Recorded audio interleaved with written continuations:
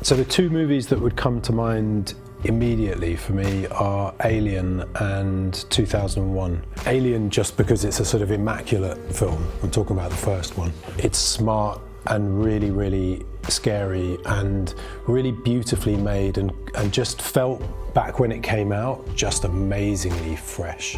Sort of reinvented subtly all sorts of things. I think it sort of taught me about what reinvention is like in a funny kind of way. It wasn't just that you'd never seen the alien before, the spaceship and the people in the spaceship. They were the sorts of people you hadn't seen in films, I think. It was like a sort of blue-collar spaceship. That was a really interesting idea, the space truckers thing. 2001, because it just shows you the scale of the ideas you can get into sci-fi if you want to, if someone's inclined. It has two massive things in it. It's got an alien first encounter and it's got AI. Probably the best, most sort of involved and intelligent depiction of AI that's ever been in a film or any kind of narrative. 2000 AD was a comic that I read sort of religiously really when I was younger, and I see the influence of 2000 AD. Probably the single strongest influence in me in some respects is 2000 AD.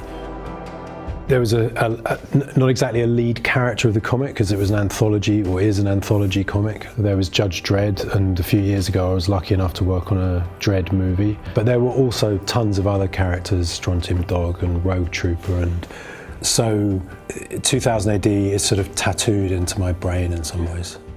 Of this set of influences, he would probably be the biggest influence on that. He's a guy called J.G. Ballard.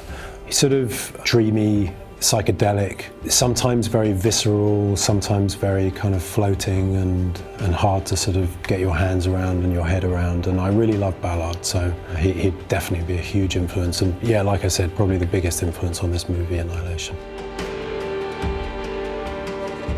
If you like this video, why not watch the trailer for Annihilation or check out the review for Alex Garland's last film, Ex Machina.